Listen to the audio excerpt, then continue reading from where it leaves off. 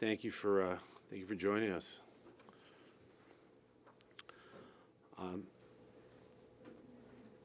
This is my client, Antonio Mays, Sr. And today, we got a piece of justice. I don't think there'll ever be complete justice because the loss of Antonio's son can never be replaced, ever. So, you're wondering why the verdict came out the way it did. It's fairly straightforward. I mean, the city failed in so many ways. A gross system error, a gross mess up that happened. The city failed to activate the Rescue Task Force protocol. There was a specific protocol that was set up where the city should have followed. They didn't follow it. They didn't correctly identify the casualty collection point where Antonio's son was supposed to be brought after he was shot. He was shot in front of a police precinct that was essentially abandoned. There was a fire department not too far away. There was a huge delay in Antonio receiving treatment, huge. And that delay, which came from broken promises and abandonment and confusion, that was a system failure that resulted in the death of Antonio Mays Jr. It was so clear. It was so clear. All they had to do was just do the right thing. And to this day, the city has still not accepted responsibility. And that's very disheartening. There hasn't been one apology. There hasn't been one "I'm sorry." There hasn't been one knock on the door saying, "We're really sorry about what happened to your son."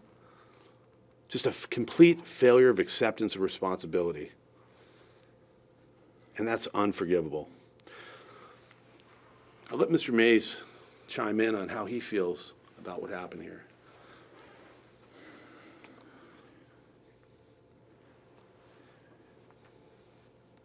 I don't know what to say in a situation like this. I don't wish anybody to ever have to fight for their kids the way that I had to fight for mine. I'm not from Seattle. I didn't become familiar with the culture up here until I got here on December 7th, and I've been here ever since.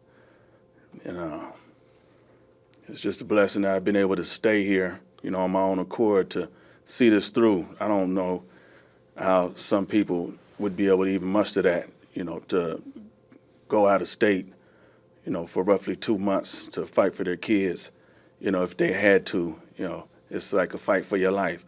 I love my kids more than I love myself. I live for my kids. So, it's a, verdict came back, that saw things, correctly to administer some justice where my son's name was unfortunately being dragged through the mud for 5 years. Thank God that that's been cleared up. And but I can't say that it feels good. I can't say that it feels complete because it doesn't. I'm thankful for the verdict. I'm thankful for the success. But it doesn't feel like a resolve. So I appreciate everybody's time and compassion and the people that were sincere and there with me along the way. This place I've been staying at, I haven't left it very often, but if I need some food or something. So this athletic club here in Washington, the WAC, has been real good to me. And I'm thankful for the staff that they keep and their support along the way. There was one thing that I wanted to bring up that has been very troubling for me throughout this whole case. The first part of this case was sent essentially trying to defend Antonio Mays Jr. from something he never did. The city brought forth the felony bar defense. They attempted to essentially frame Antonio Mays Jr. He did nothing wrong. He was in the wrong place at the wrong time. They tried to paint him as a criminal. he was far from a criminal. This was a young man who came to Seattle to participate in a social movement, in a movement for change. He was 16 years old. He was a child. He'd come here with a message, and his message was that the police needed more training. That was his message. Not violence, not fighting, but a message. Similar to Martin Luther King, when he was 16 years old, he gave a message of segregation. He was 15 years old. He gave a speech about segregation. Well, that was the movement of his time. This was the movement of young Antonio Mays Jr.'s time. He was never able to reach his potential. The lies, the deceit that was put forward to try to paint this young man in a false light, a young man who had no criminal record, a young man who had no drugs, no alcohol in his system. They tried to paint him as a criminal. Well, the evidence showed that that was far from the truth. And the evidence also showed that this young man was abandoned. He was abandoned by the system. And I hope through this verdict that this doesn't happen to anyone ever again. And that's the message here. And I hope that Seattle is listening. And I hope that every municipality and city in this country is listening. You got to be there for your citizens. They count on you.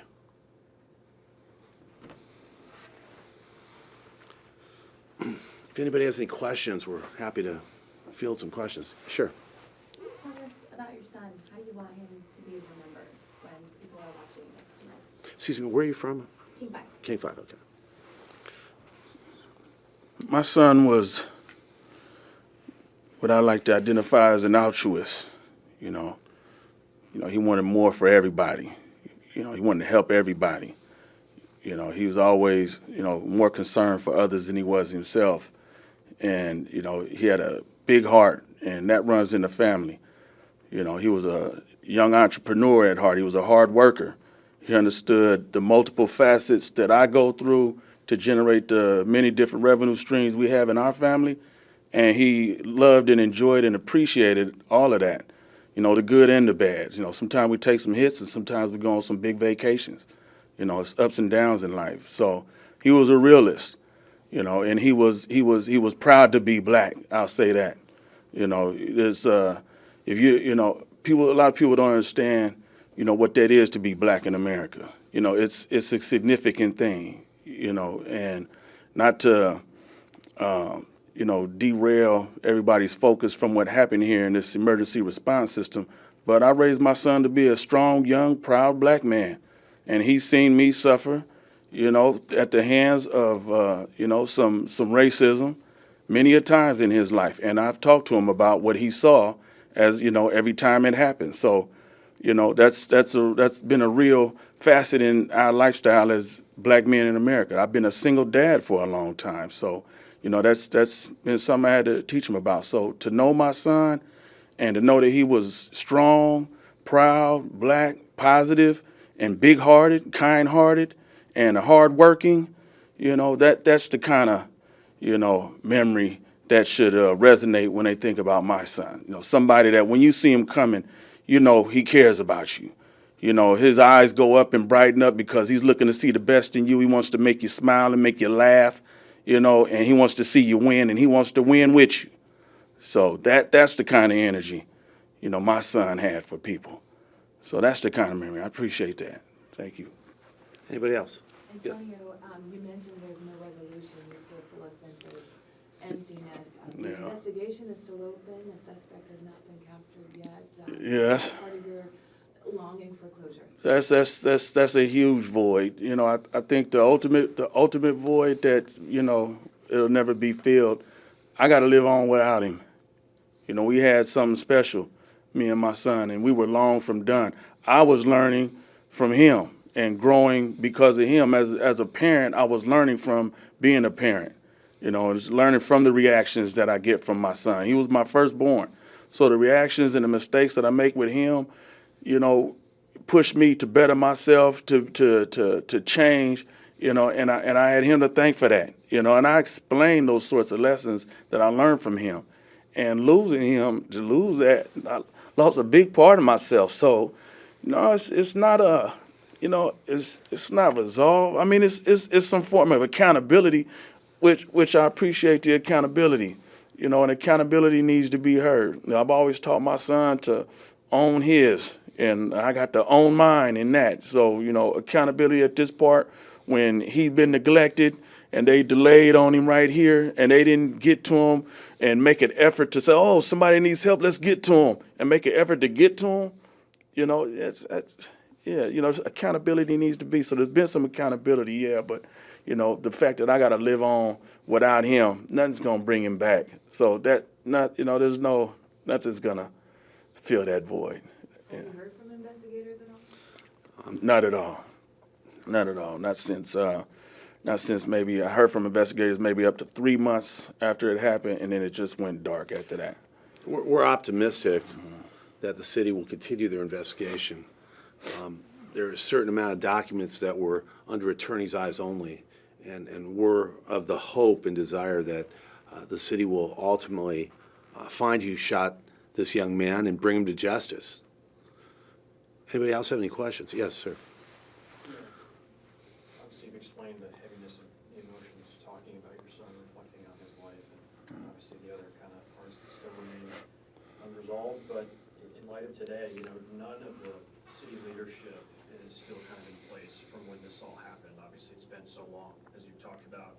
You know, Mayor Durkin, Police Chief Best, City Council, Shama Sawan, all those people named, you know, they're no longer there. But today, you reach this verdict, and a jury's decided that their actions were, you know, condemned and negligible. You know, what would you want to say to them today? You know, they were taken out, right? I don't know. You know, some things I don't know if I'm allowed to say, but there's been some things that took place along the way that I can't say I'm able to understand because, you know, I'm not a legal professional, you know, but, you know, I feel like some things got swept under the rug, if that's, you know, fair to say, you know, to put it mildly. You know, I don't want to speak too harshly about people, places, and things that legally I don't have the knowledge or profession to understand and expound on. What I can say is that I'm very appreciative that Judge O'Donnell allowed this case to move forward. At times, we didn't always agree, but I have a tremendous amount of respect for him. The case went to trial. We came to verdict.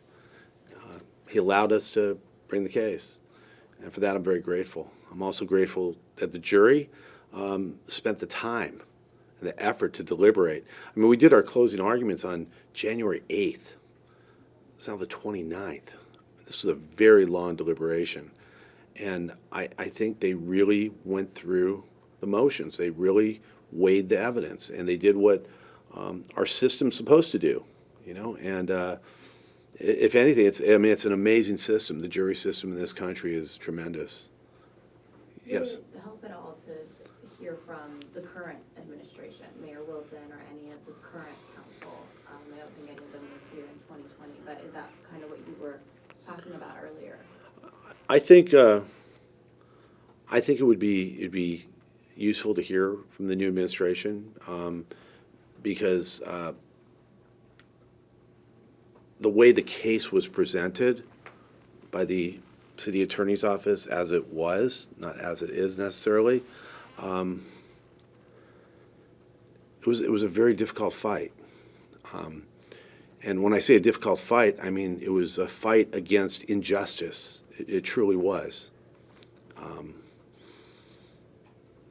And so, yeah, it would be nice to hear from the new administration. Do you feel like you're owed that comment from the previous administration from 5 years ago?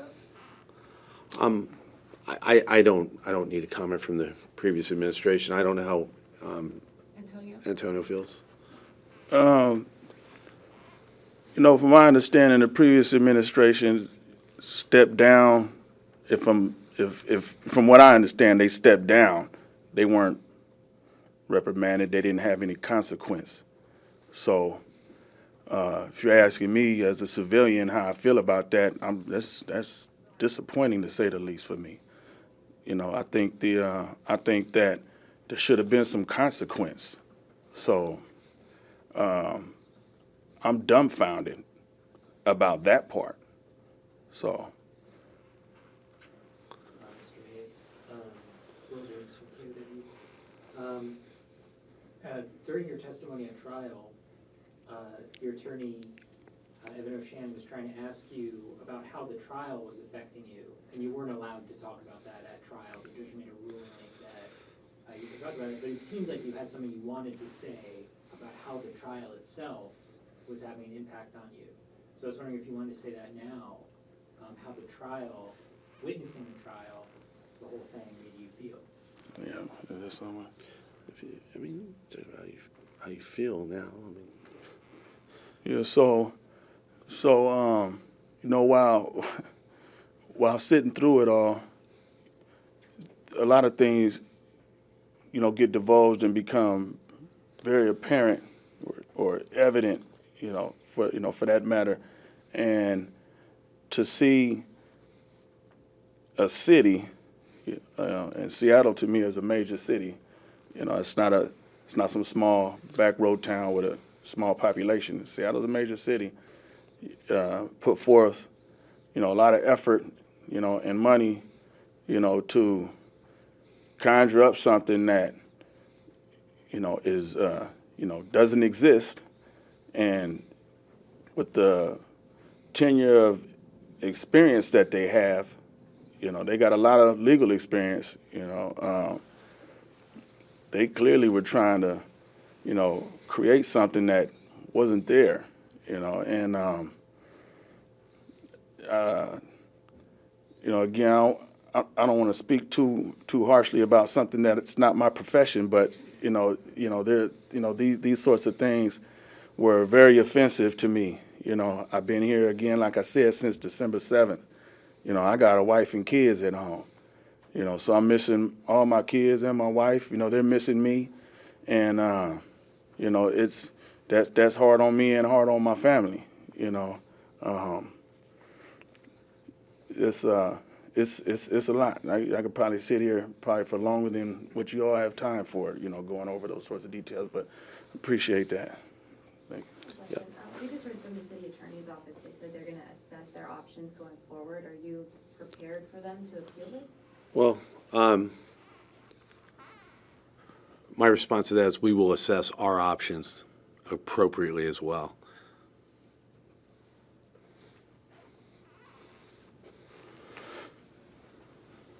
This is the lack of acceptance of responsibility I was talking about. Okay. This is the problem. And if this is what the new administration feels, if they have that same attitude, well, so be it. Okay.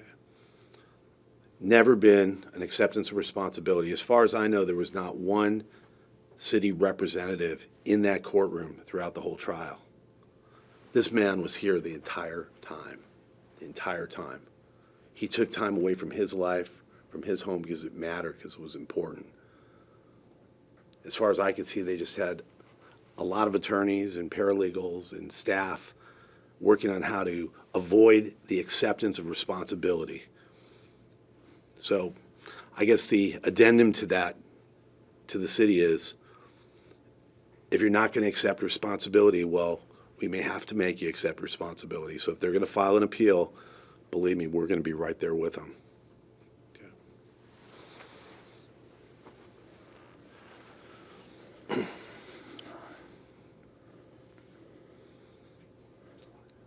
else you guys want to add? Well, I could also tell you that there was never an offer of even $1, of 1 penny on this case. There was never an offer. As though my client's son didn't matter. That's unacceptable. When you say offer, like to settle? There was never any offer to settle, nothing, zero. We did what we had to do. We were put in this situation. period. We were put in this position. They were all out fighting to the end. And, you know, and that kind of goes along with it, that, you know, just a failure to accept responsibility, you know.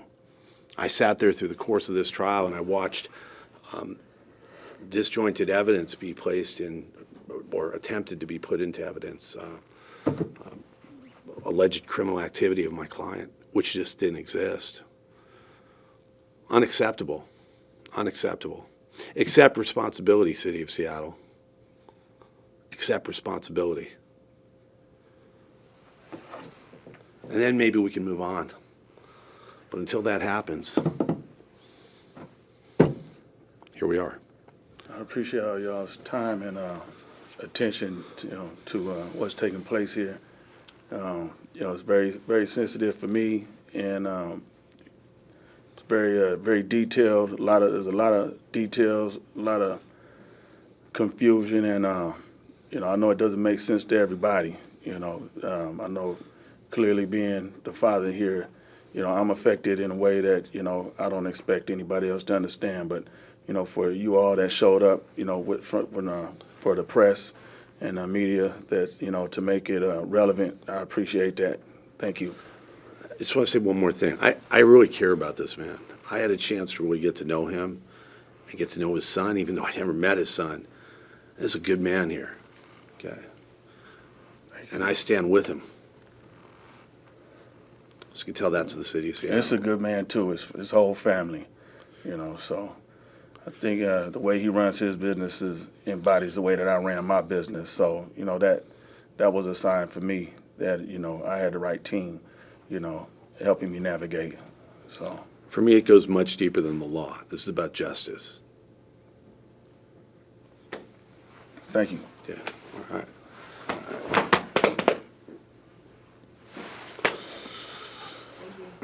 Thank you. Thank you.